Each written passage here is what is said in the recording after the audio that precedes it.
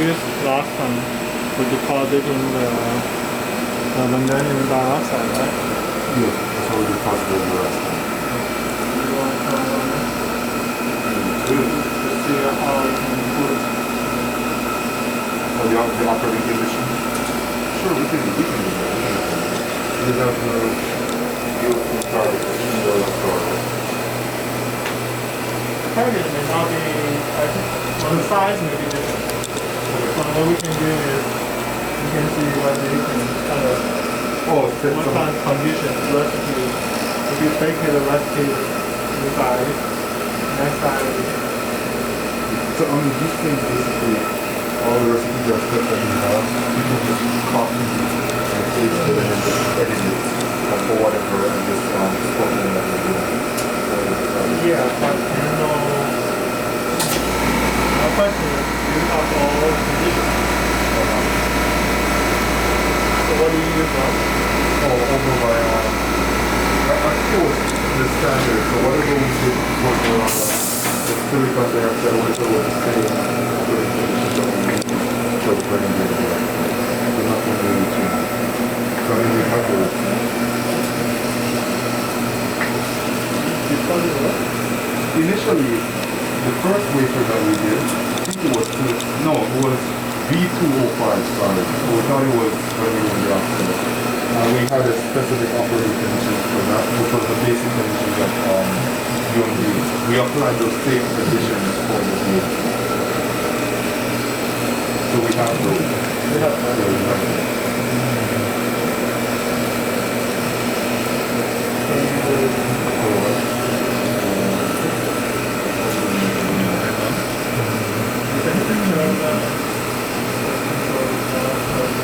Yeah, I think we do it.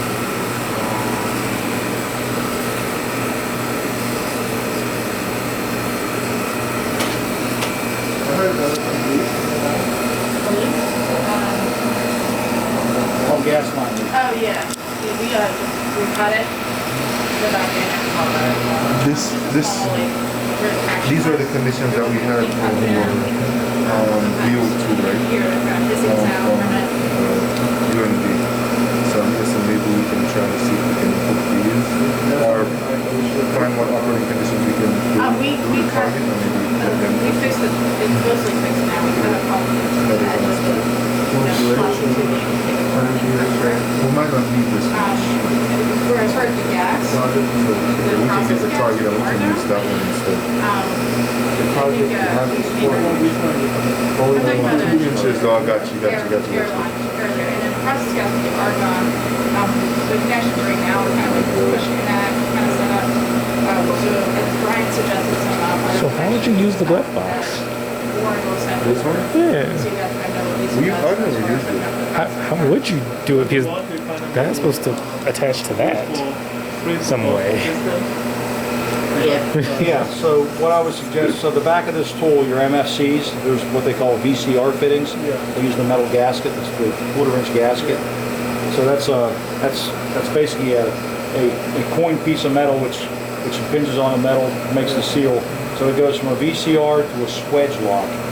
And then from the swedge lock, you can put Teflon tubing on, and then use swedge lock fittings on both ends.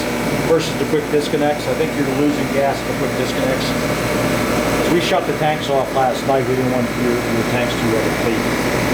So also, if you want to run pure metal process films and whatnot, you might get a small amount of contamination in the air and disconnection. So you might get metal nitrogen or oxygen in your films that you might. So instead of using the thick net, Yes. you should use the slide down. Yes, and I believe Brian Warren's going to send the suggestions over, correct? yeah, he said he was working on it. He's driving home today. He says he may have a few questions for me. So when I get back, I'll verify what he says and we'll send it off to you.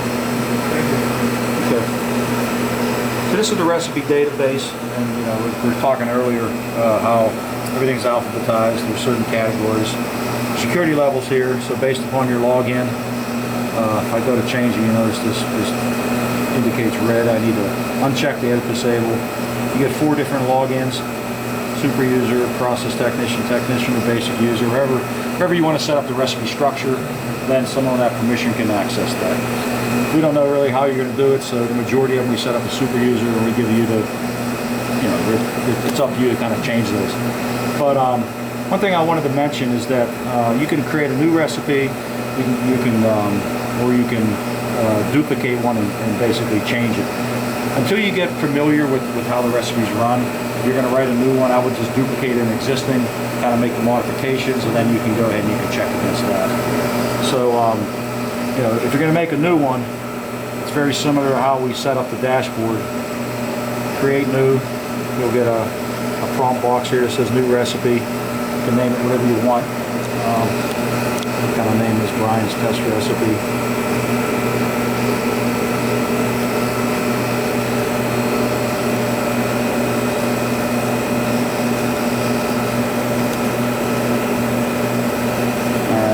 I'm just going to create a category. Invalid character, yeah, it doesn't like that check mark there. Alright. Oh, not going to like that.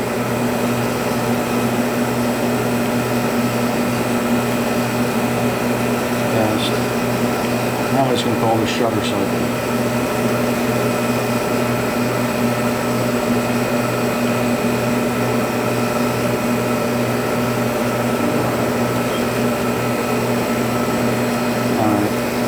So you can do a couple things. You can go through a drop-down list. You can select equipment.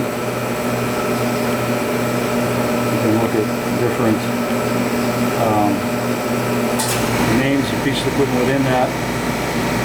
You can check on an operation, either with an increment, decrement, check that it's less than or equal to, check that it's greater than or equal to, less than, set value equal to. So I'm going to zero my counter. You have two, actually three counters on this, but we're only using counter 1, 2. What I'm going to do is I'm going to run a cycle that we open and close shutters. You may want to adjust the shutter speeds, and this is how you can do it.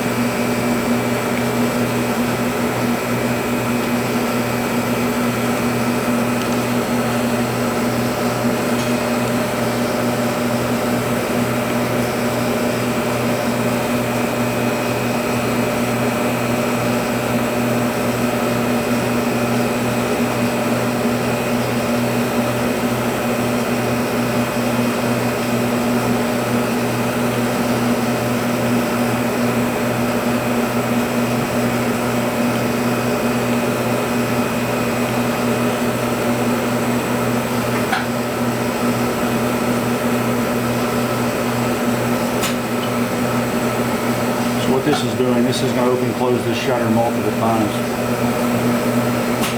Underneath here,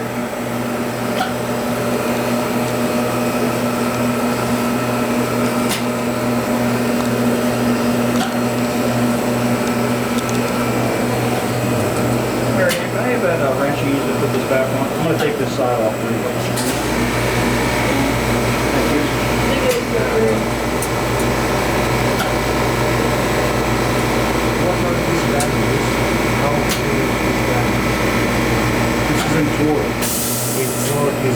Just iron gauge pressure. Yeah, whatever the exact same values are displayed on the front. Oh, okay, yeah. Yeah. Yes.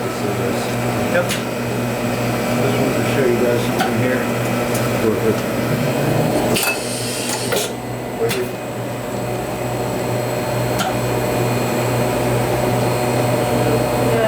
Did that, you kick that out? Yeah. Yeah, I heard that valve closed. Yeah, did it? Yeah, we hit a whole bunch of interlocks. I got kicked out. All the yellows. Yeah. Because of that pump got kicked, and I realized that. Find a better place for this. Well, you can, obviously move it whenever. Put it in the bag. Yeah.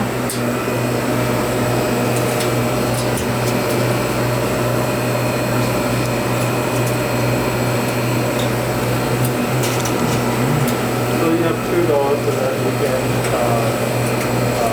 change the target on the back.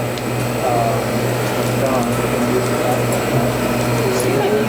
Yeah, the doors open to get safe. So you can change the target right. I think you just put the target out the front door. If you want to put your substrate in, you can do that. Either door. Obviously, the front door is a little bit better because you can hold the controller up front and rear. Thank you very much. The back will open. One right there. I didn't see that one back here yet.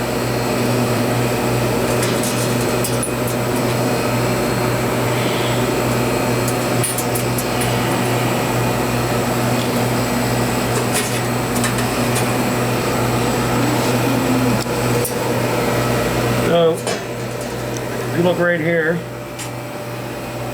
where this connector is, Yep. that's where you set the shutter speed, okay?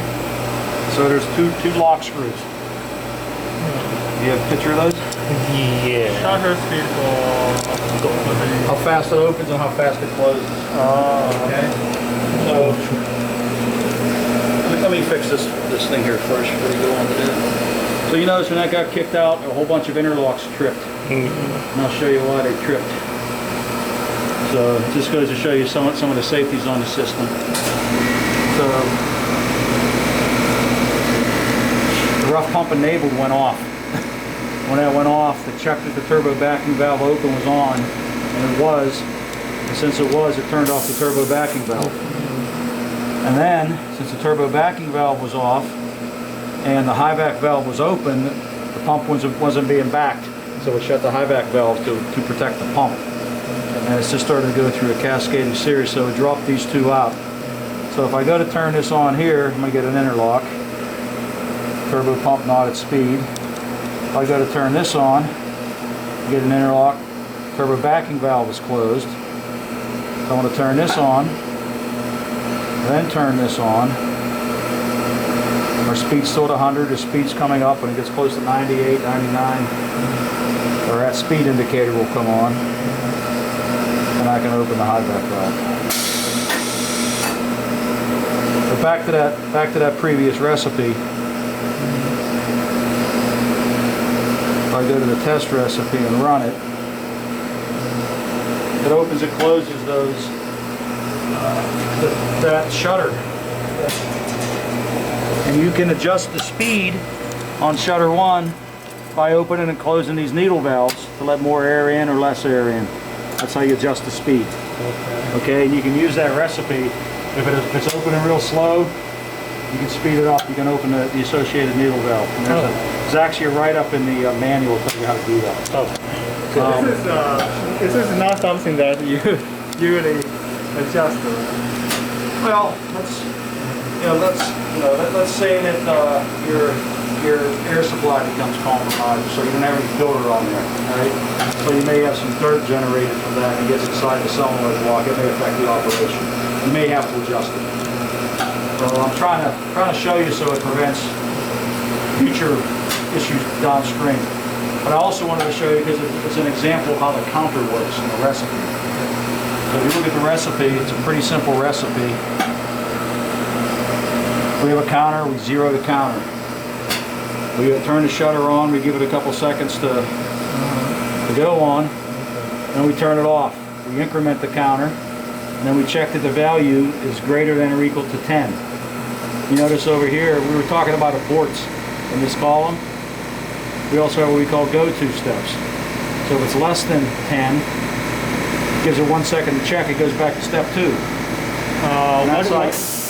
This value is what value? 10 what? 10 cycles. So, okay, so they're supposed to do 10 cycles. Yeah. The So if you're shutter opening and speed. closing it, you can adjust the speed and you can watch it. Other than hitting the button, adjusting the speed, hitting the button, you can keep the door open, you can adjust it, you can adjust the speed while you're watching it. It's kind of a setup recipe is what it is. But it uses a counter in this recipe to show you how a counter works. So that was something that I just created new. You know, you could also do the same thing that we've done whenever we use the recording setup. You can pick a signal, and this signal suspends the touchscreen operation. If you don't know that what you're trying to do, you can do it in this manner. So let's say you want to, I don't know, I want to turn this on. I'm going to go pick the signal again. This always defaults back to check that signal again.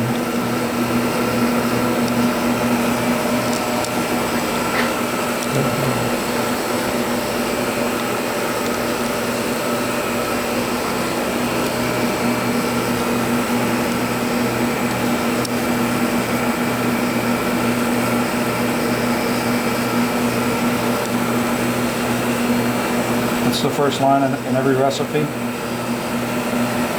an abort recipe. That's why I'm putting it here. Because I'm going to put a check step in here. So is there any building recipe examples like depositing like aluminum or ITO, those kind of things? Or